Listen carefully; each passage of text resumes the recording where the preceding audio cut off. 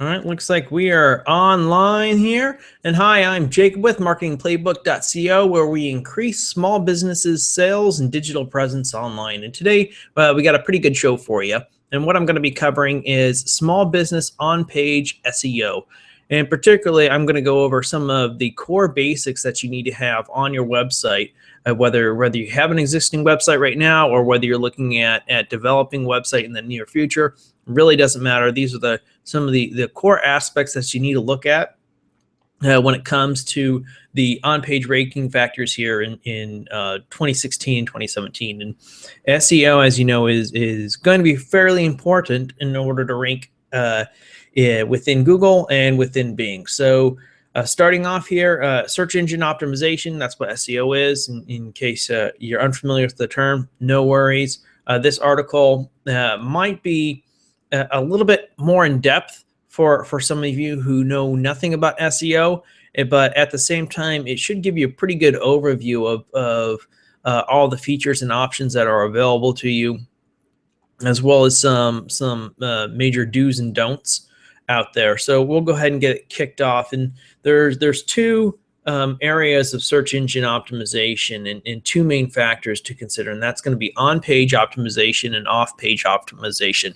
So in the next coming weeks, we're going to talk more about off-page, and there's something important to point out, and that's that no SEO company out there is going to do the exact same. So what MarketingPlayBook.co would do for a small business isn't necessarily the same approach that another company would take. And I always preach, and sadly most SEO companies don't do this yet, I preach a more holistic approach, because in order to really develop that on-page SEO factors, you have to have your digital marketing line up with your on-page content and line up with your off-page content strategy as well as your on-page content strategy. So it all kind of mixes together and plays a big role. So one of the first things that I usually sit down and work with, besides going over some of the basic SEO things with companies, is their actual content development strategy, because that's going to drive the vast majority of your leads and your sales to your website, and that's going to determine the type of content you're going to write about, how often you're going to write about, and things along those lines. So it gets complicated really, really fast, but I'll try to keep this as brief as possible. And I have the written guide too over at MarketingPlayBook.co. If you go under the hangout section, you're going to be able to see this. It should be titled Small Business On-Page SEO Strategy. I'll actually have a link to the description too down below, in case you're watching this on YouTube or another social network such as Facebook. It'll be out there for you. So when it comes to starting off your website in SEO, one of the first things you're going to run up against is actually picking what to build your website on. And for those out there that aren't aware, it's called a CMS. So a CMS is your content management system. And all this is just a fancy word for software to help hold your content and how your content's presented online. And the battles have been fought out there. WordPress is one. If you have a website right now that somebody built for you, you probably paid $1,000 or $2,000 for your website, and it might just be like a 10 website page. Well, the same stuff can be done with a customized theme to make your site look great and have all kinds of options out there that, let's say, a static HTML website doesn't have, for a fraction of the price. We're talking $500-600 for a pretty decent looking website. It's not that hard to do. Usually I can build a WordPress website that looks decent in about an hour and a half, depending upon if you already have content out there. It could technically take less time. Just ultimately depends on the graphics that you have available and things like that, because of course you want your website to look nice. And one of the major benefits of using WordPress is the coding behind it. So with just one simple click, I can go ahead and have my website updated. So I can switch out a theme, which is the whole entire layout of the site. I can easily manipulate that. I can update the core files of the website to help keep it secure from hackers. So as new technologies come out and new features are added into WordPress, I get those pushed out to me, and I can just go ahead and automatically update, or just click a button and have it update. So it's really, really nice there. There's also millions of developers who are on the WordPress platform, and just because it's so easy to use. Now, because of that, it's really going to help drive a lot of those costs down. If anybody out there has ever worked with some CMSs out there, such as Magento, which is an e-commerce platform, or Drupal is another one in Joomla. Those all can be very, very, very expensive to maintain and keep up to date. And it's not uncommon for you to have to spend $10,000 to get a Magento site built. It just isn't uncommon because of the complexity of it. Now, WordPress is a lot simpler. There's a lot more people out there. You have a lot more options when it comes to hiring somebody. And you can hire somebody good for pretty cheap, and they can also do a whole lot for you. Taking a sip of my coffee there. Next up, and if you have any questions, feel free and just post them live. I have the comments section, isn't up yet, but I have just turned it on. So comments are available. Feel free and ask questions if you have any. You can also post it on any questions that you have at a later date too within the MarketingPlayBook.co website, the article that we're going to have on there. I'm going to have all this in the written form, which is great because I'm going to list links that I recommend you go check out too as well. So the last reason is the thousands of plugins that are available for WordPress. Now, a plugin is just basically an added-on feature to your website code. So it's usually something that think of it as you have your Windows operating system, so your Windows computer or your Apple computer. Now, on it, you have programs installed, right? Those are pretty much what a plugin is. So it allows you to do other things on top of what your operating system, WordPress, allows you to do. So another reason is it's mostly search engine friendly out of the box, which is fantastic. It's gotten a lot better over the years. And there are still plugins out there that really do help. And best of all, they're free. So it's not going to cost you anything. So definitely, if you haven't built a website yet, you want to build it on WordPress, I can promise you that's probably where you want to look at, especially if you're in the service-based industry, or even if you're in the e-commerce industry and you just have one or two products. WordPress with backend of WooCommerce is probably a great way to go for you.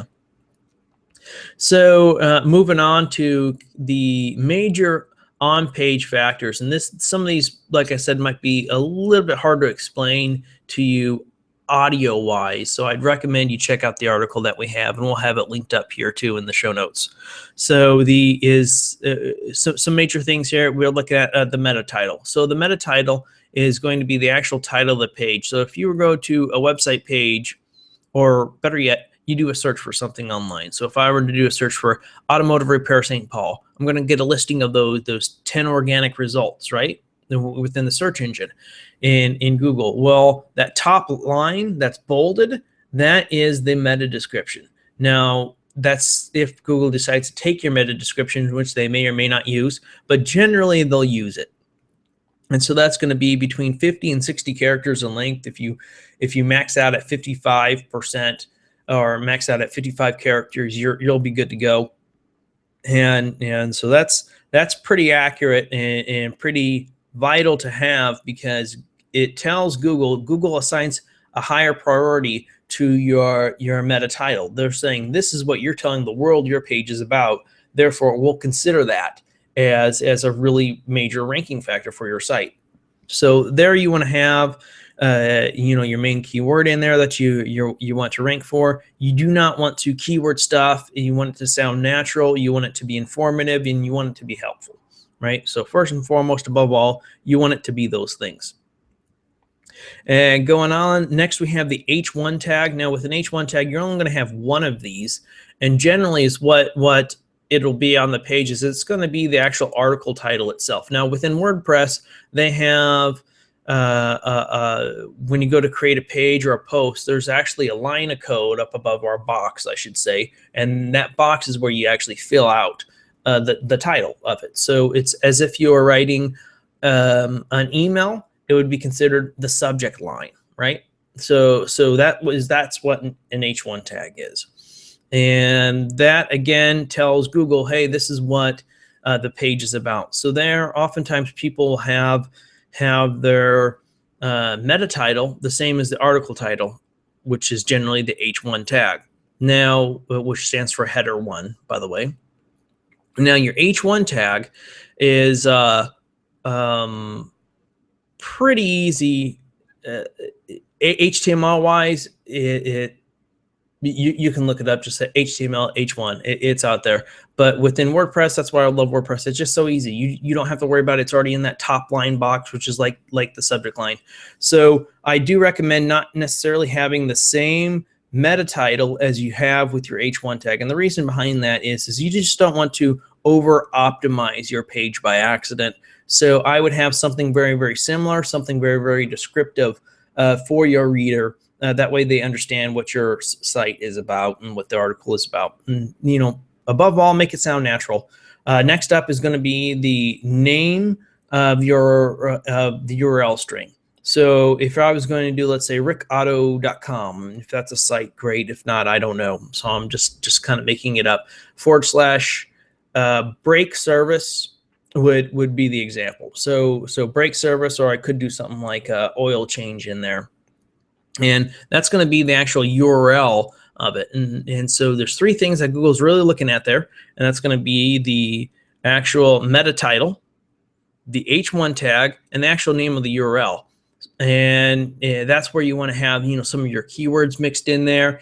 And I would not recommend you kind of keyword stuff or even have all three of those the exact same. There's no reason of having, let's say I was doing Fort Collins carpet cleaning for a meta title, and then Fort Collins carpet cleaning from H1 tag, and then my URL, which is, we'll say, philscarpetcleaning.com / Fort Collins carpet cleaning. There's no reason to have all three of those tags the same. So I would highly suggest you mix those up and change them around. So it's all right to have two of them match, but I wouldn't have all three match. So just keep that in mind. The other major ranking factor that you're going to look at is going to be content length. So content as a whole tells, content's probably more important than content length, but they have a combination in an overlapping quality together. Now, content length is going to tell Google, and content in general is going to tell Google what your article is about and what is it of value to the end user. So when somebody lands on your page, especially if you have the Google Analytics on there, even if you don't, Google's going to know. Google's going to know how long somebody stayed on your website based upon them hitting that back button and going back to Google. And that's going to be called your bounce rate, or as a bounce rate factor. And all in all, the content that you have on the page is going to play a major role in keeping people on the page. So you want content that's of interest, that's engaging, content that relates to the end user, content that answers the end user's question, or that prompts them to take an action within your page, to click here to learn more. So if somebody's going to my automotive service website and my auto repair website, and let's say they're looking for a brake repair, that's a common thing to look for, brake repair, St. Paul, Minnesota. Well, on there, if I have my automotive website and I show up, but I don't have, let's say, a category of brake repair on the side, then that's easily navigatable and easily seen. Well, there's a chance that somebody will look on that website and be like, well, they probably do brakes, but I don't know. I'm gonna hit the back button and just see if there's somebody else. If you give them that, if you tell the user and have it prominent of what action you want them to take, they will help you take that action. So that goes more into site architecture than anything else.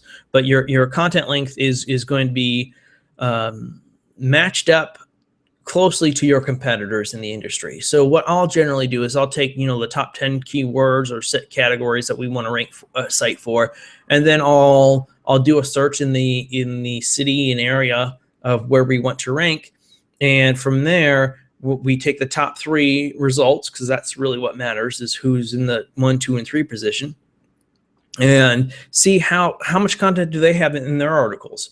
So if you find that your competition all has 1,200 words in their articles, well, guess what? Your content needs 1,200 words. If you find it's 800 or 600, well, then you can get away with 800 or 600. If you see 300, then can you do 300? Yeah. What I know, I'd still do 600 or 500 plus words on there. So your content length does play a factor, but just as important as content length is going to be the content itself. You don't want to fluff, and there's no reason to do any keyword stuffing. So back in the day, if I were to write an article, it could be carpet cleaning, carpet cleaning, carpet cleaning, carpet cleaning, carpet cleaning, carpet cleaning, right?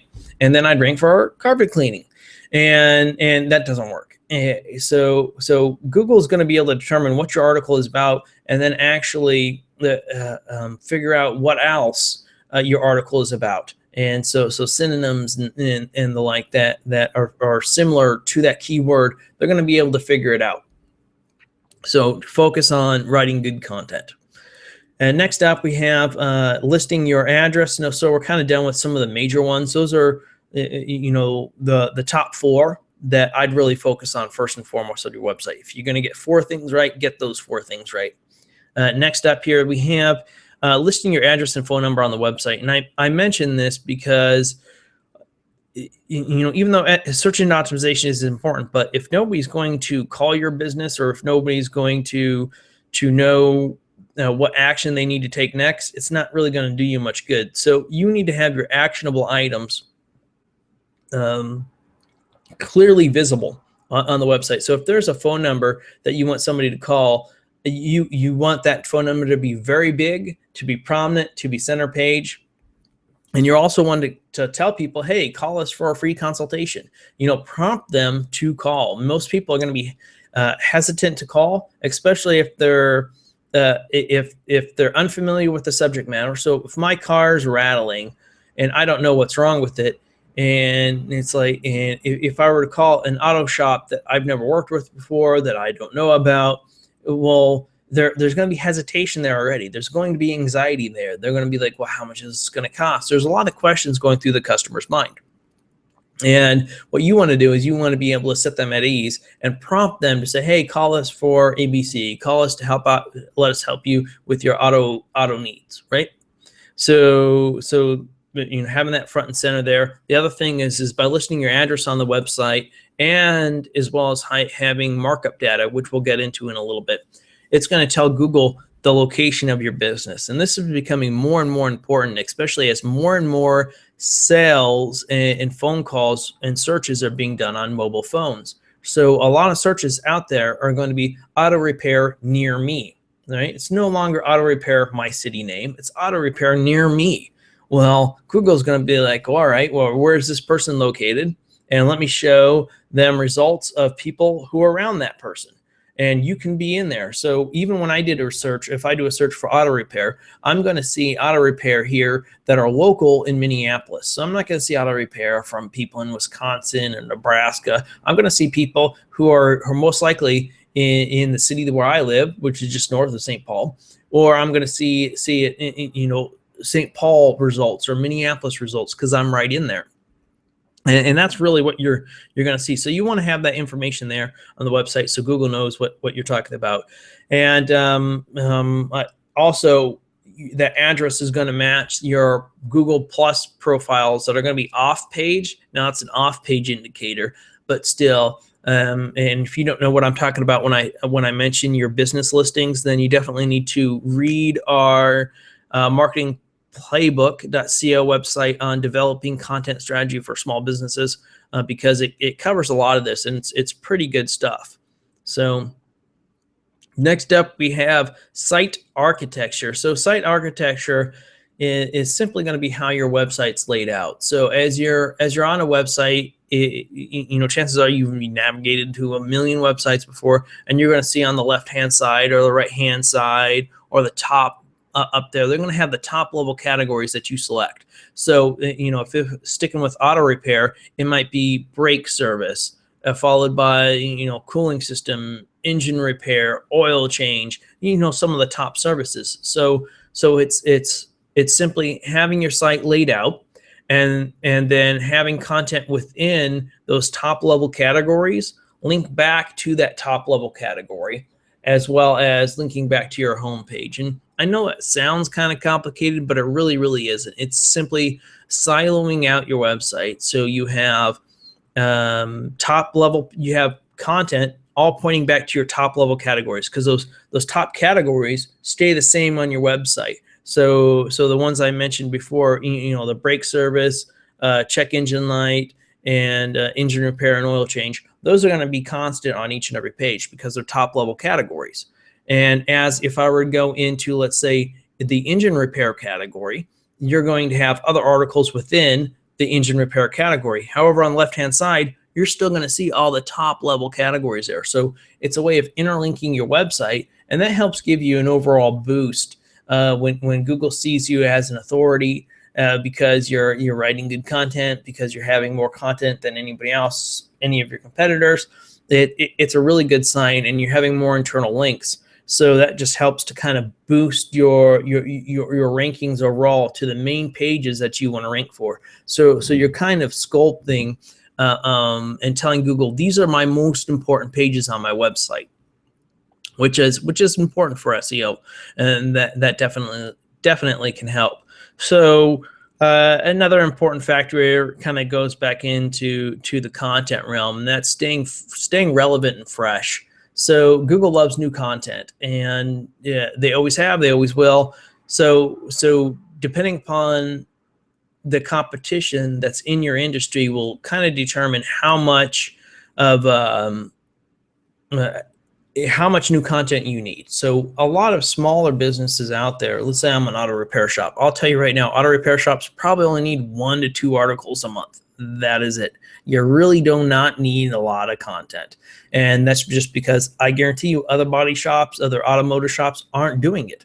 They just aren't. So by you simply posting 1 article a month or 2 articles a month, or even having it pre-done and pre-written for you a year in advance even, it is fantastic. It's a great way to go. With WordPress, you can schedule posts. So you could actually have 12 articles written for you and then schedule 1 article to be published each and every month and not have to worry about it for an entire year, which is another reason why I love WordPress.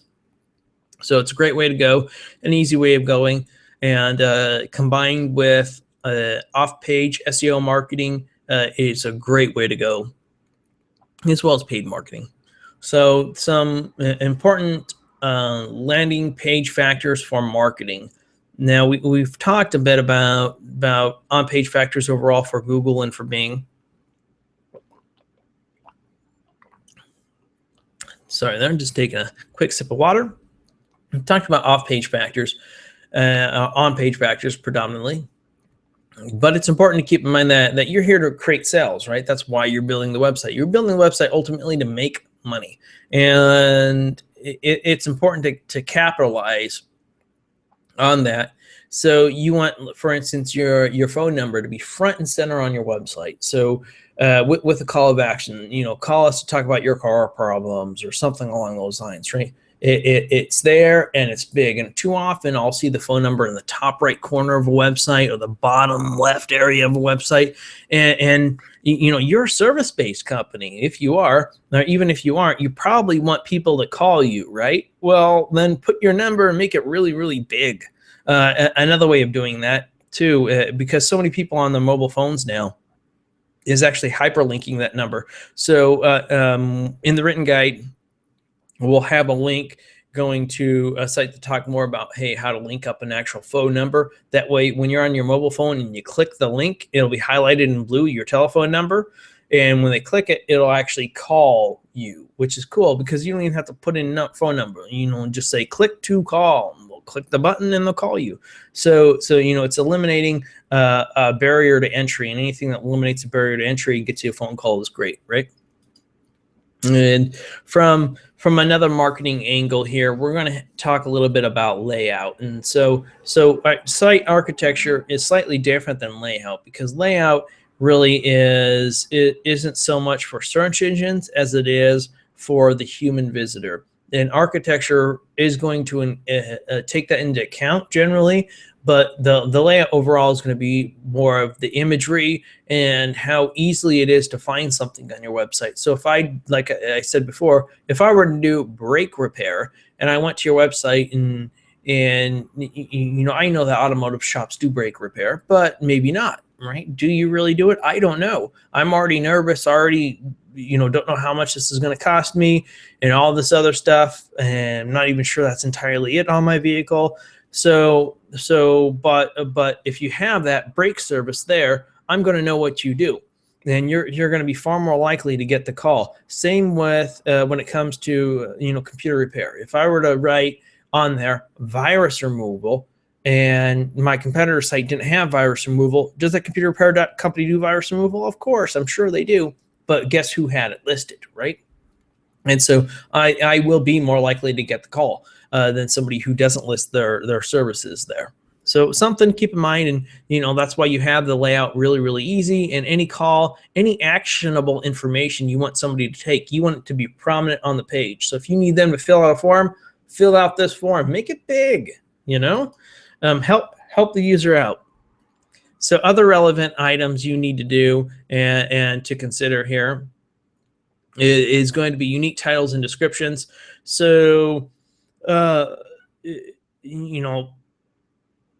this is pretty common all in all, and I'll see this for some sites where they're putting the same title over and over. So in that, let's say the brake service, let's say you're writing multiple articles about brake service. No, you don't name each and every article brake service. You're going to have different names for it.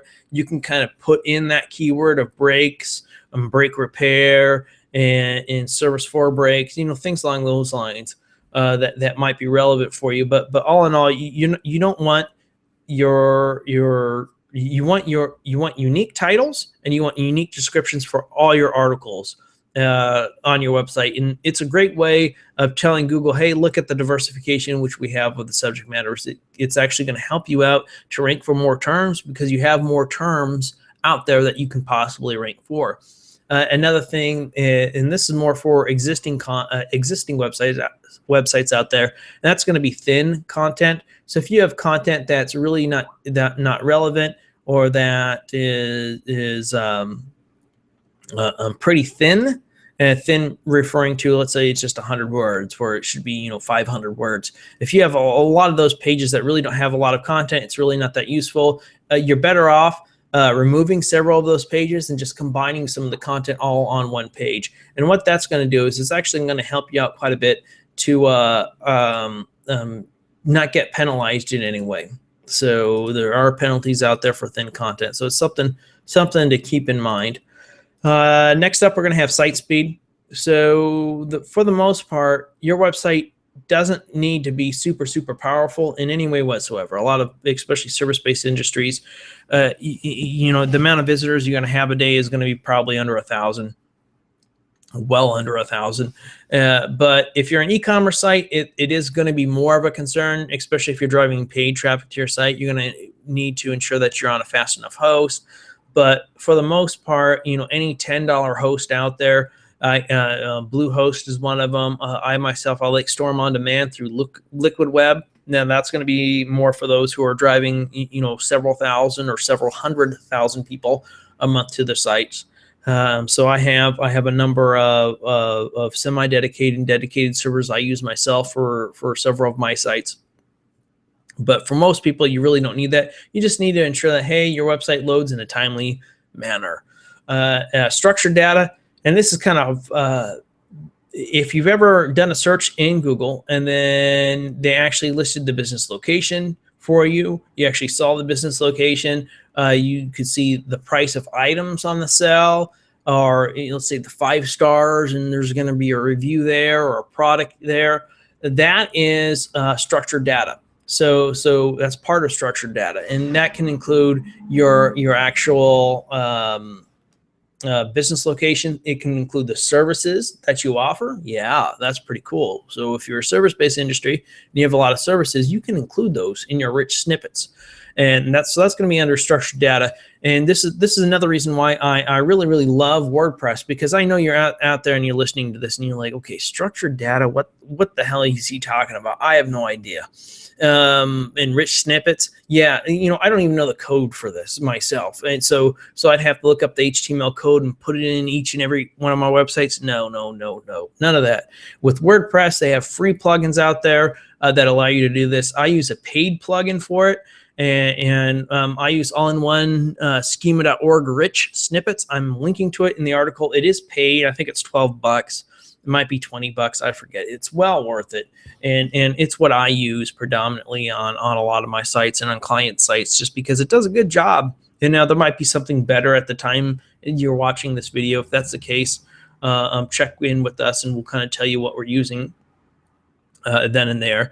And that, that just gives the individual more information for when they're searching in a search engine, because some of that rich snippet data shows up there, which is, if you had 5 stars next to you and somebody else above you didn't have any stars, where those stars gain people's attention. It's graphics in the search results, so their eyes are going to gravitate towards it, and so you have a higher chance of getting that click, which tells Google, hey, you're more relevant than the people up above you, so maybe we should put you up above them, right? And that's what SEO is, search engine optimization. It's a great way of doing it. So adding social share buttons to your website. So social and social proof is a great way of gaining trust from other users. It's also a great way of the search engine saying, hey, this person's being talked about. So when you have those social share buttons on your website, they can do a lot for you. Now it might not do anything initially, and you might have to drive paid traffic to a website on break repair to get likes and shares and stuff like that. But is it worth it? Yeah. I mean, if I were to search brake repair and I land on your website and I land on your web page about brake repair, and I see you have 56 Facebook likes, then I'm like, wow, man, this guy has 56 Facebook likes. My impression of you is going up because you must be good at what you do. If you got 56 people liking you, and you can also have a social share button, a link to your Google Plus review page. Google Plus reviews are fantastic, and Google Plus reviews can help you get that top 3 map ranking. So it's a lot of these SEO strategies, these on-page things that you can do that help with the off-page, and that can be combined with paid marketing, driving it into the site. So that's why it's important to kind of nail down the on-page SEO.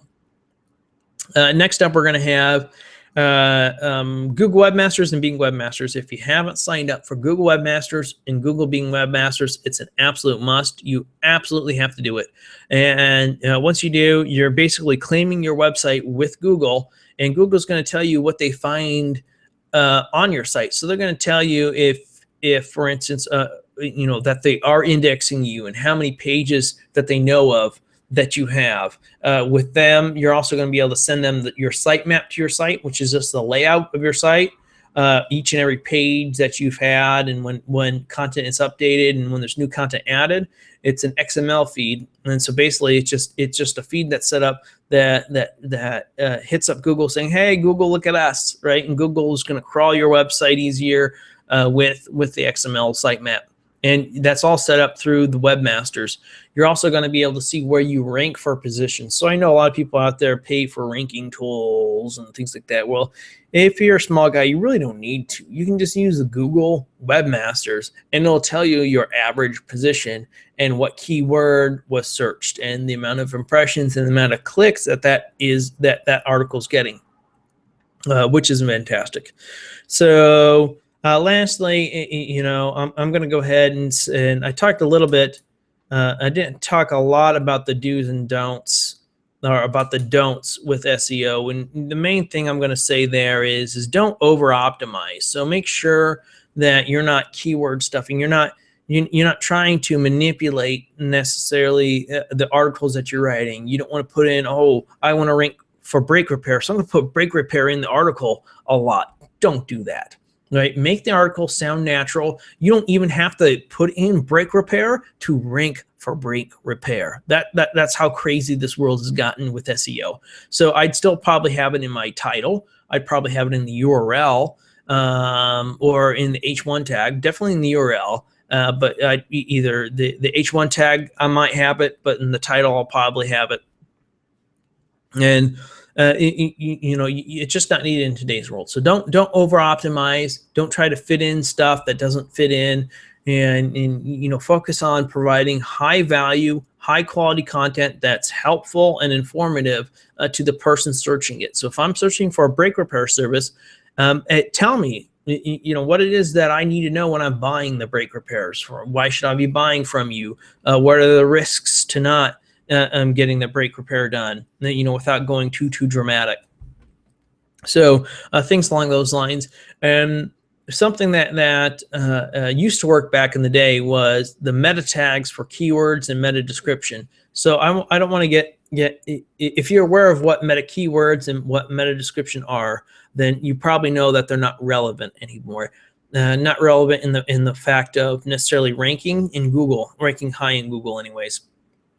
But they are important, at least not keywords, but the meta description can be important because it's there that you can entice somebody to click on your search. The description shows up under the title when somebody does a search. So if they did St. Paul brake repair, and you're going to have the title there, and then underneath that you're going to have the description. Well, in that description, you can put you know, something rather salesy or hypish in there, telling the person to call you. Hey, click, you know, in here, 5% discount on brake repair service in St. Paul, and you know, coupon valid, you know, something like that, that might entice that person to click there. Because if Google's not paying any attention to that content description there, if they're not going to assign any value to rank you on, you might as well put something in there, such as your business phone number as well, to entice somebody to click that ad or to take some sort of action. And based upon that, if you get a higher click-through rate, somebody's clicking on your ad more than other people's ads above you, then chances are they're going to end up moving you up and above them too, longer term. At least it's a positive ranking value for you. So that's something to consider with the meta descriptions, is kind of making them a little bit more salesy. You only have to put the keywords in there. Don't worry about that, and you'll be good. That's where we're going to end it. We're 20 minutes in. A couple questions here then, and that I saw come in actually over Twitter. Hey, Twitter follower, you can follow us on Twitter. If you go to the MarketingPlayBook.co website /connect, we're going to have we have a listing. So there you can join. There's a link there to join our newsletter, to join our Facebook group, to join our Facebook page, as well as YouTube. You can hit the subscribe button on, and you're going to be informed next time we have hangouts and when we do all of our cool stuff that we do and all the information that we share. And you can actually tweet at us. So yes, WordPress is free. They're asking if WordPress is free. Yes, WordPress is 100% free, so you can use it. You know, you still got to pay for your web hoster. Chances are most web hosting companies will install WordPress for you for free.